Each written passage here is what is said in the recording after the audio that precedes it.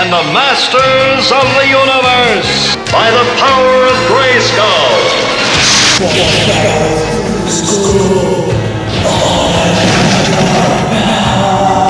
Hi everyone, it's Devil from Fortress of Solitude, and I'm back once again taking a look at some more awesome toys. Now this time around we're taking a look at a toy that has been a part of my life since I was a small little kid, and it's based on a series that I grew up watching a lot and that I was totally obsessed with. I like getting a tan, but this is ridiculous. Now, as you can guess from my little intro there, we're actually taking a look at the Prince Adam Sky Sled. It's part of Mattel's retro He-Man toy range. So basically these are some new He-Man toys that they made to look like the old retro toys that we had as kids growing up. So it looks like it resembles the 80s toys, but it's got a few modern improvements. So what I'm going to do is I'm going to give you a close look at this Prince Adam Sky Sled, show you some of the figurine, give you a little close-up of Prince Adam and show you the sled, and I'll give you my thoughts on it afterwards. So without further ado, let me show you what the Prince Adam Sky Sled is all about. Okay, so let's take a look at the Sky Sled first. Now, this Sky Sled actually looks really similar to the one I played with as a kid. I was actually surprised when I first picked it up. It's a really solid piece of plastic. It's not hollow at all. I was expecting something that would be hollow, but it's actually a really nice, hefty piece of plastic. There's also loads of little details on there. You'll see the tailpipe details, the little console there as well. I mean, it really just looks perfect. The color might be a bit darker, I think, than the original one, but other than that, it really resembles the original toy really closely. One of my favorite parts about this, Sky Sled is the fact that you can actually customize it. So, would you want to replace this kind of, I would say, tiger or dragon head? You can replace it with this griffin one. And it just pops in there. Same actually goes for these panels. So if you want to remove these green dragon panels, you just pop them off on the sides really easily. And you can replace them with these red dragon ones that you get with. It just clicks in there perfectly. This cannon at the front can also rotate, so it moves from side to side. And you've got this little blast effect attachment that you can add to the front. One of my other favorite parts of this actual toy is the fact that you get this stand. So it actually just pops in there, clicks in there, and it actually looks like it's off through the air, moving around, firing off its cannon. It's a really great toy, and the stand is a great little added feature. It's nice and rigid, and it would look, it looks really great being displayed on a shelf.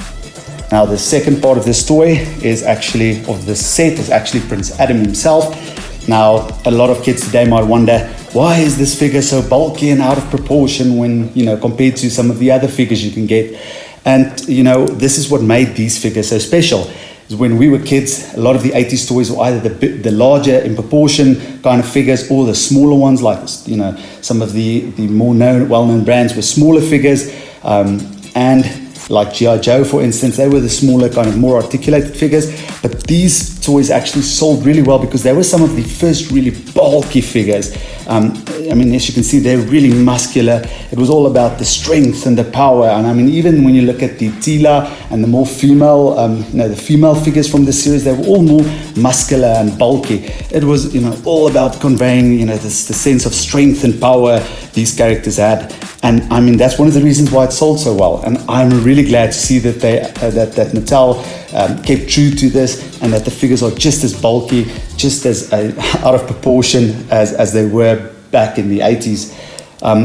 One thing that I think is a really great improvement is the fact that you've now got all these little articulation points on the ankles and the knees, the hands, the elbows. When we were kids, the original 80s toys only had articulation at the kind of shoulders and I think at the hips, and that was about it.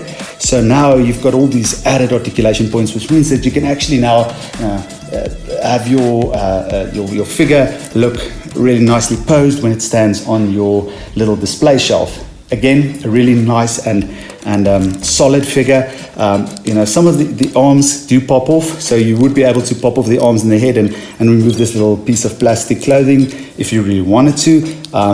Don't freak out if your kid comes to you and says, oh, the arm popped off. It actually, these toys are made to do that.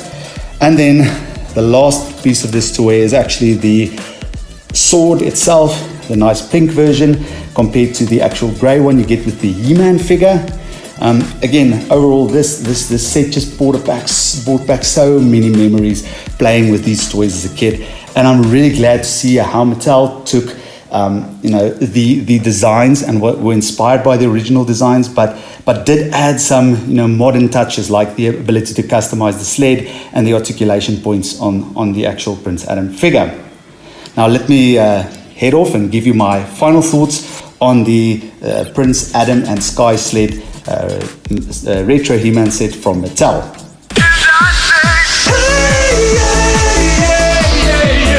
So what did I think of the Prince Adam Sky Sled figurine from the Mattel He-Man retro range?